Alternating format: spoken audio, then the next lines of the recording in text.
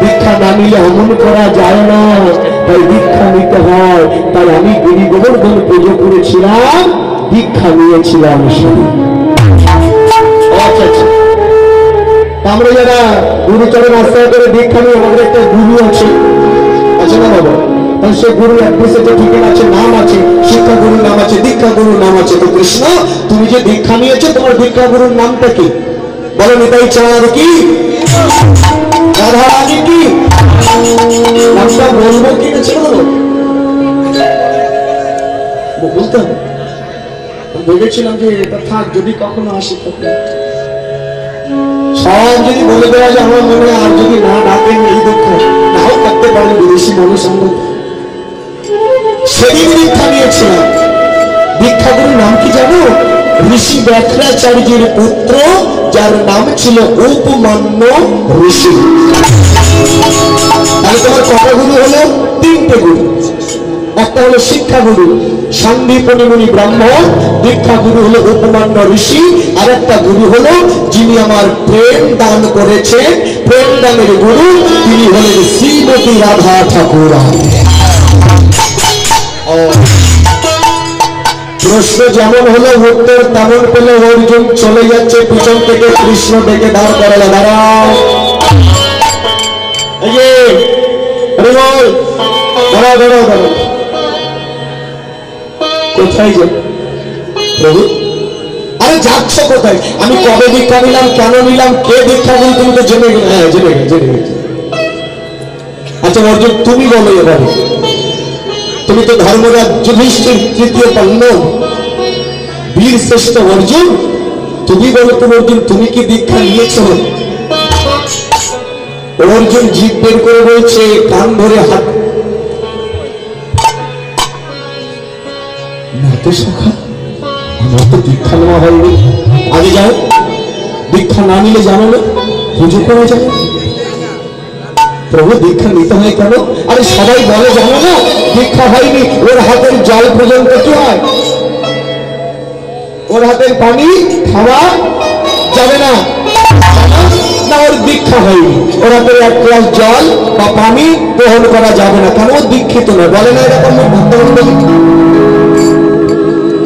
বেশ, তাহলে এটা যদি সবাই বলে থাকে, আজকের এই কীর্তনের মধ্যে আমি একটা প্রমাণ দিয়ে যাচ্ছি, মিলিয়ে নেন। যদি মেলাতে পারেন, যদি এই মুহূর্তে বলতে পারেন, আমি কথা দিলাম আর ভারত থেকে বাংলাদেশে আসবো না কীর্তন গাই।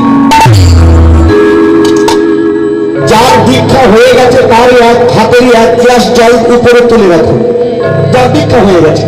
যার দীক্ষা হয়নি তার হাতের এক গ্লাস জল উপরে তুলে রাখুন, তাহলে দুই হাতে দুটো গ্লাসের জল আসে। এ বিশ্বে যত বড় বড় গুরু আছে, পণ্ডিত আছে, ডেকে এক জায়গায় করে জিজ্ঞেস করুন যে গুরু আপনি বলুন, এই গ্লাসের জল দেখে বোঝা যাচ্ছে এটা যে দীক্ষা নিয়েছে তার হাতের জল, এই জল দেখে বোঝা যাচ্ছে যার দীক্ষা হয়নি তার হাতের জল। কেউ প্রমাণ করতে পারবে? বোঝা যাবে?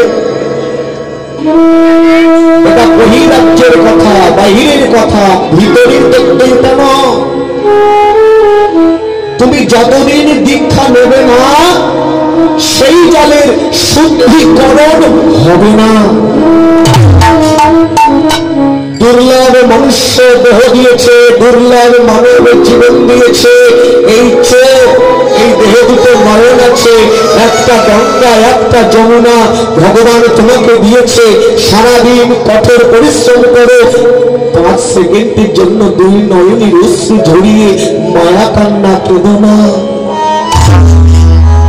গোবিন্দের কাছে গিয়ে হাত জড়ো করে দু চোখের জল ঝরিয়ে বলো, প্রভু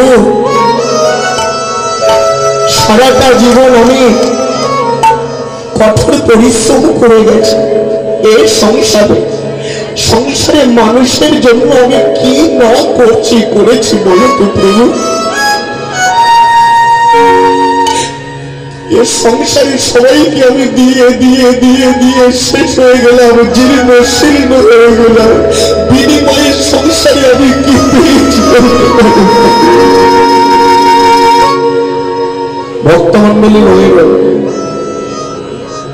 খুবই ভালো লাগছে, রাত্রি জেগে কীর্তন শুনছেন। বলো, এক এত রাত্রে এত ভক্তমণ্ডলী, একজন বাবা কি মা হাত তুলে বলুন তো, আমি চির সুখী আছি এ জীবনে। হ্যাঁ, আপনি সুখে আছেন, বাড়িতে সুখী, বাড়িতে সুখী, ধনে সুখী, অর্থে সুখী, প্রকৃত আপনি সেই সুখে আছেন।